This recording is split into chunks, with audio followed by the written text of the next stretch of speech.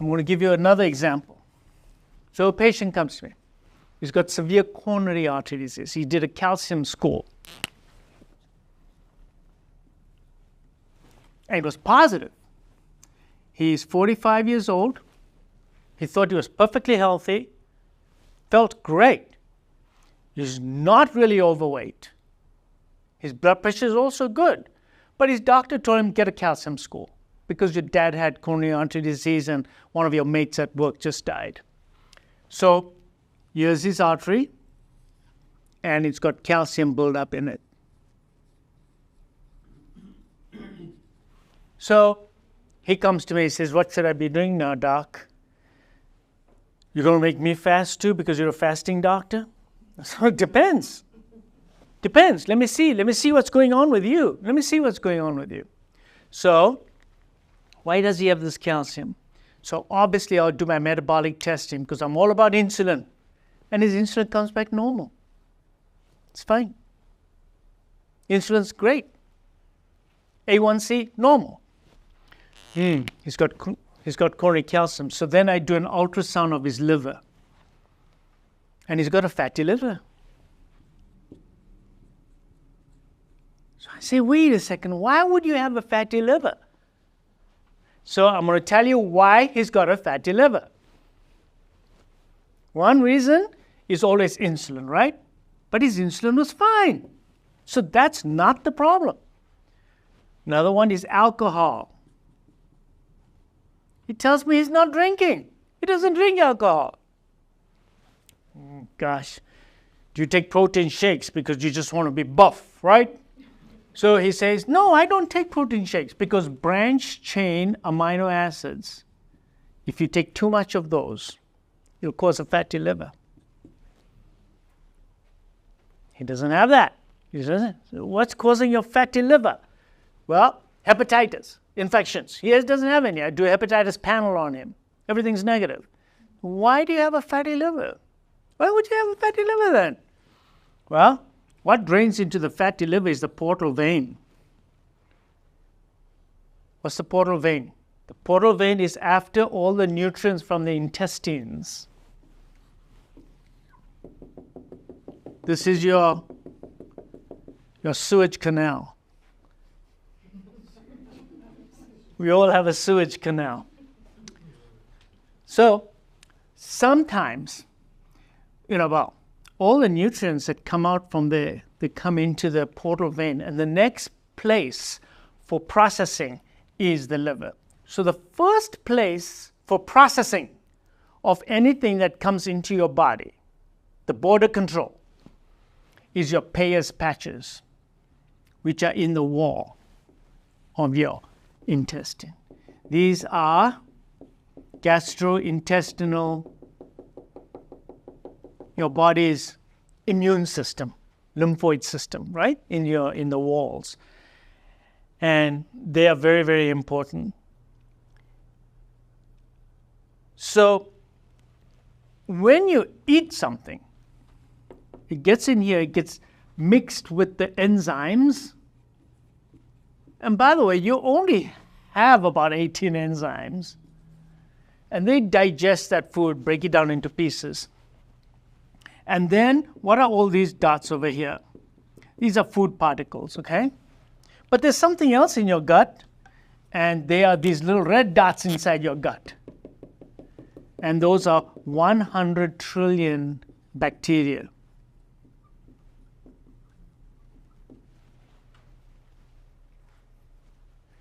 So now this food comes along over here, the bacteria is in here, and the lymphoid system processes everything, keeps everything in check here. There's a nice layer of mucin, thick layer of mucin that separates the sewage canal from your bloodstream. There's also, in this lining, the cells are all joined together by enzymes. So these are gap junctions, and they are all intact. So they don't allow stuff to come through. They're very intact. They're very good. Okay? Only certain things can come in, certain things cannot come in. So our defense system is the mucin layer, the lymphoid system, the gap junctions. But what happens if there's a leak here and stuff is getting through? And if stuff is getting through, it gets into the portal vein and then goes to your liver. And it can cause inflammation in your liver. This is called gastrointestinal permeability problems. It's called leaky gut. Some people call it leaky gut. And I never used to believe in this thing, never believed it, until we did all the research, reading and everything else, and started reading about this about 8 years ago. And it's become very clear to me that bacterial wall products, dead bacteria, can get through if there's a leaky gut. And when they get through, they get inside the portal vein, and they can get in here into the liver and cause a fatty liver. And what I'm seeing more and more in my practice is that many patients have a fatty liver for which I have no real cause, and when we run tests on them to look for leaky gut, they're going to have a leaky gut. And that explains why they got this fatty liver. Now, he's got coronary calcium. What's that got to do with the fatty liver? So there it gets a little complicated, so just bear with me. Lipopolysaccharides that get through here get taken up by macrophages, and they also get taken up by LDL. LDL, your low normal cholesterol particles. And when they do so, the LDL becomes a small dense particle. These small dense particles get taken up by the white cells as well. And when they get taken up into the coronary artery here, these macrophages get inside the wall, die inside the wall, liberate that small dense LDL, and you get a little pool of fat in the wall of the artery. And this is inflammatory. And when it is inflammatory, why? Because that's still a foreign particle. So you're going to get inflammation here, T cells against it, B cells against it, and this is inflamed. And when it's inflamed, it can break open here, just like a pimple. Now I want to give you a concept. Atherosclerosis is an inflammation of the walls of the arteries.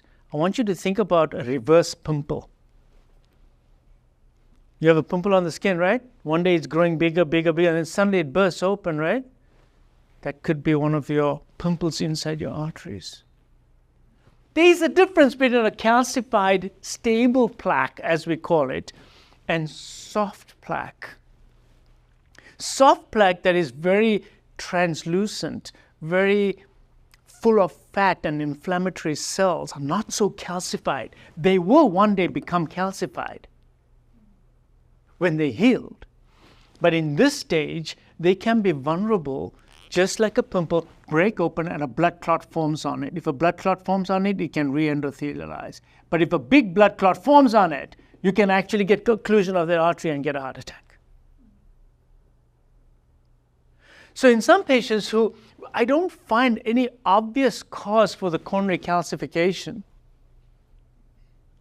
because I ran all my tests and I don't come up with it. Why should this guy have so much coronary calcium? Never smoked, It comes down to this. And if it comes down to this, which I call this metabolic endotoxemia, if he has metabolic endotoxemia, what else am I going to do but treat the metabolic endotoxemia? And how do you treat it? Through diet and fasting. Okay? Because you're going to heal this through diet and fasting. You see how diet and fasting has so many impacts. I showed you the first case where it impacts on your hormones. Now I'm showing you where it impacts on your gut, and I'm going to tell you how it impacts on your gut. First thing I do with this guy is I'm going to do a test to see whether he has food sensitivities. So if he has wheat sensitivity, and I'm not talking about gluten sensitivity, I'm talking about wheat sensitivity. There are approximately 600 odd proteins in wheat, of which only 2 of them are gluten. The rest are wheat proteins. Wheat proteins, they cause a reaction in the body, and they can cause a leaky gut. So that's one mechanism. There are other sensitivities: corn sensitivity, egg sensitivity, dairy sensitivity. There's so many sensitivities that we have actually identified that can cause a leaky gut. So I look at food sensitivity tests. We avoid those for now. Next, I look at this stool. If they've got specific GI symptoms, I will order either a hydrogen methane breath test or I will order a stool test. What is a hydrogen methane breath test? It is a test to look for what is known as small intestinal bacterial overgrowth. If you have the wrong bacteria in here, you're going to get a very thin mucin layer, and when your mucin layer is gone, you have a hole in the wall. You want lots of nice thick mucin in here? You must have good bacteria in your gut as well. So if you have good bacteria, you'll have nice thick mucin layer as well. So it's very important that we know what's going on inside the gut by making sure that we have a good bacterial population living in the gut over here. So in the small bowel, what is small intestinal bacterial overgrowth? This is it. I'll turn around to this guy and I'll say, hey, after eating some carbs and sugars, do you get really bloated and gassy? Yeah, man, I feel terrible after eating those. So I have to stay away from all bread, all sugar, all carbs, because if I do, I get really bloated and gassy. Oh, you do? Okay. So let's do a methane breath test, or rather hydrogen breath test. So then he blows into this little tube after drinking some sugar water, and we measure his hydrogen output at 1 hour, 2 hours, and 3 hours. And if there's a greater than 20 parts per million increase in his hydrogen levels, where did that hydrogen come from? It's the bad bacteria in his gut. So the bad bacteria consume the carbs, produce the hydrogen. So those bad bacteria, where are they? They're in the small intestine. Are they supposed to be there? No. Where are supposed to be the bacteria, most of them? They're supposed to be in your colon. So what happens is when you don't give a good diet to the patient, when you're not feeding the bacteria with the right fiber, they move. They start eating you up. If you don't feed your bacteria with the right fibers, polysaccharides. What's fiber? It's polysaccharide. What is this? Mucin. It's a polysaccharide.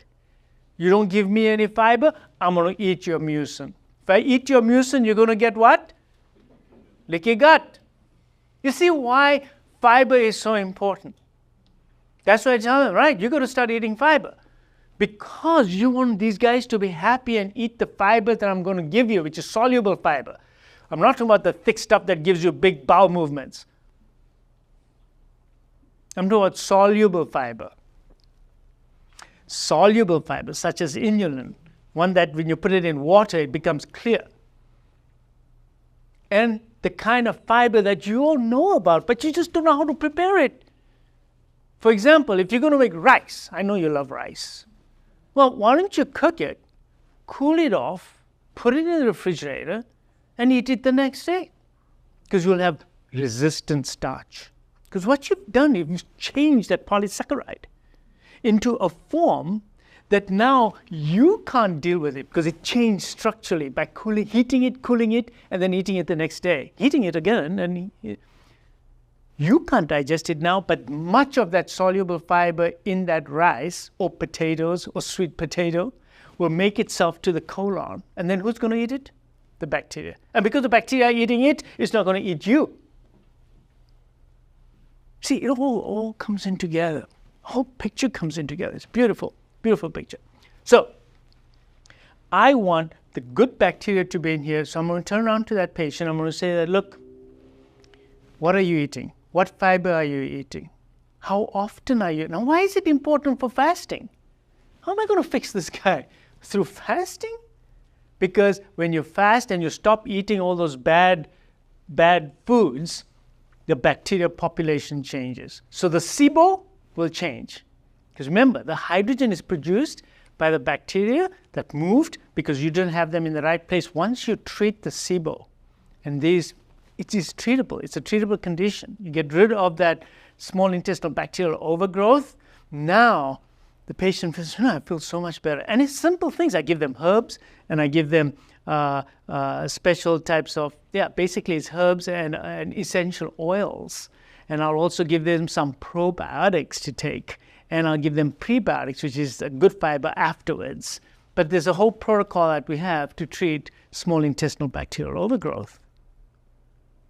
The fasting becomes part of this program, because when you fast for more than 8 to 10 hours, the bad boys die, because the bad boys all need sugar. The good boys, they survive. Their keystone species survive. So fasting is an integral part of the treatment of bacterial overgrowth as well. And you want to restore the population of bacteria in your gut to the right diversity. Fasting is an integral part of it. You must fast to restore Plus, when you don't eat and you stop putting things down there all the time, your gut gets a chance to heal. So if you have a leaky gut, the gap junctions will get better. The energy that you're giving to your intestines will also get better, so that because this is a very energy consuming process to repair your gut, because your gut lining changes over in a matter of hours. It's metabolically, your intestinal lining is extremely active. So look, here again, fasting fixes part of the problem. That's why I tell my patients. So this guy, I'm going to be telling him to get this test done. If his hydrogen test is positive, we're going to treat it. You go to a cardiologist and you get medicines for your stomach and for your intestine. Yeah. You want to get a sample of your poop from a cardiologist's office? Yes. Cardiologist is going to order a poop sample on you. Now, I don't do it on every patient. Don't get me wrong, okay? But there are patients that I do poop samples on. For example, the guy will come and say to me, Doc, I get 4 to 5 loose bowel movements a day. Now, that's not normal. Is that normal? He's got something wrong with him, right? Now, for him, I might do a stool sample. Or he comes and says, Doc, I only go to the bathroom once every 5 days. And then sometimes I go 6 days and then, boom, I get a little bit of diarrhea. Well, that's overflow. Now, that kind of guy, I'll probably do a stool sample on as well. Now, the thing is that if you do a colonoscopy on this guy, what are you going to find in there? You're going to find nothing. But it's functionally what's going on. Because, remember, these bacteria in your gut not only do this mischief, but they also affect the enteric nervous system of your gut. What is the enteric nervous system? It's the second largest brain you got. The neurons, the number of neurons in your brain is the highest. Second highest is in your gut. So this is the nervous system in the wall of your gut.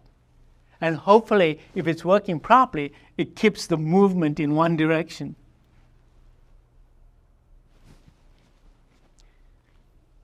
But more importantly than that also is that these are vagus nerve connections that go to your brain. Chemicals in your gut and in your wall can actually go up the vagus nerve and go into your brain. It can also get into your bloodstream through your liver and then get into your brain this way. So when you think something or feel something, it may not be you. Just I want you to think about this. You see, we think it's all about us. I'm saying that if you have mental fog or if you have depression, who's depressed? Because I've seen this in my patients. We fix this and they come back very happy, and I'm saying, is he really happy now because he found an answer to all this stuff? Is that why he's happy? Or is he happy because his neurotransmitters from his dysfunctional gut has now gone down and his brain is better?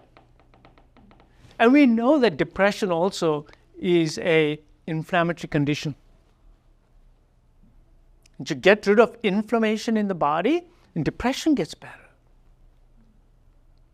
So it's all linked in together. So it's just observations on patients that tell you that, there's something more going on here than simply, fixing the gut. So treat SIBO, treat the diet, change what's going on, what you're putting into your gut, especially fiber. You want soluble fiber in your diet. Now, soluble fiber, besides feeding these boys here, it also does other things in the upper part with the hormones, like that first guy I told you about, right, who had insulin resistance, right? So how's he going to benefit from having more fiber in his diet? He's going to benefit because when he takes a teaspoon of inulin, or quarter teaspoon of inulin, I should say, in a glass of water before his dinner, what happens is that it lines the duodenum with this very smooth layer so that that fiber is hiding the K cells behind the duodenum, so they're going to produce less hormones that are going to trigger that pancreas to produce a massive rise in the insulin. You're masking it so that he's not going to get a big spike in his insulin. That's why you want to eat foods with fiber in it. That's why you want to change your diet. Food must contain fiber. Food must be natural. Food must be real food. Food must be masticated, not drank. Don't drink your food. You got to eat it. If you want the proof of it, then take your mixer and put some stuff into it, whatever you want, juice it, and then take it and put it in a saucer and look at it. Then I want you to take that same food and eat it, but don't swallow it and spit it out into the next saucer. And you look at the two, they're totally different. You're not supposed to drink your food. You're supposed to chew your food because it changes the consistency. You're not supposed to cut all the fiber into slitherings so they become totally ineffective. Oh yeah, spinach, a lot of fiber in it. They just destroyed all the fiber by putting it through the machine. And there were no 110 outlets in the caves, as far as I remember. So it's totally unnatural, totally unnatural. So there you go. So coming back to this guy. So in him also, so what type of fasting am I going to make this guy do? I'm going to make this guy do a different kind of fasting. I'm going to identify all this, but he's going to do time-restricted feeding. Simple. It's fasting still. But he's going to probably do, for this kind of guy, I'll do 18-6, which is my favorite fasting for most people that walk. If I just had to throw a dice on most people, it's going to be 18-6. Because I just think that that's the best results I've had with most of my patients here in my office, but also from the millions that are doing it out in the world. It gives the gut an 18-hour break when they're only consuming water. For 6 hours, they're going to feed during that 6-hour window. During those 6 hours, I don't have to count the calories. All you got to do is eat real food. Food that looks like real food. It has to be real food.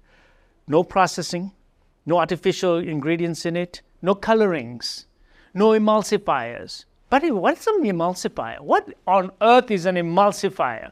Doc, I don't know what's an emulsifier. I don't eat emulsifiers. Yes, you do. You all eat emulsifiers.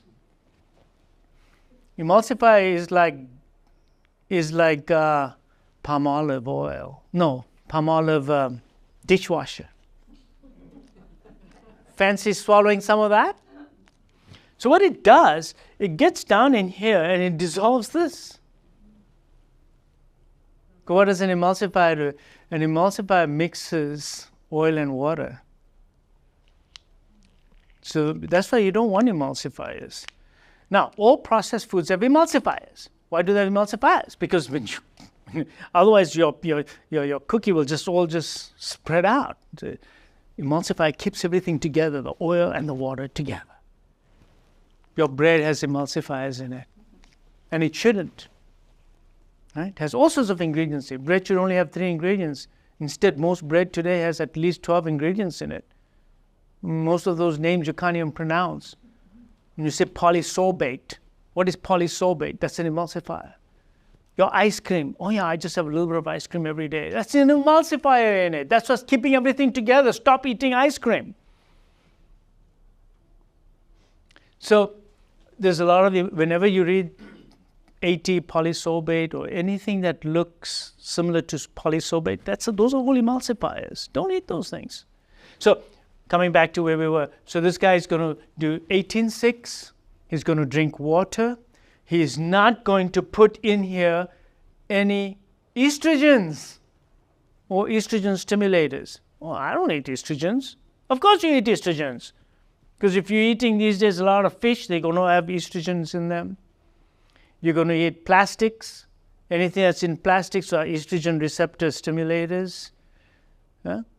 And any colorings, any flavorings, they are all going to create an obesogenic microbiome because they're going to affect your microbiome, including all your sweeteners. So basically, I'm going to give him a diet that's going to be only whole food, 18-6. Get your gut in order. So that's this one. I'm going to run on because I do have a lot more to cover here. So if you really liked and enjoyed this video, then check out this clip because I think you'll find it very helpful. And of course, if you want to see the full video, this is where you'd go. Now, also, don't forget to check out my website because there's lots of educational materials and resources there. You'll also find how to contact me or have a consultation with me. So please do check out my website.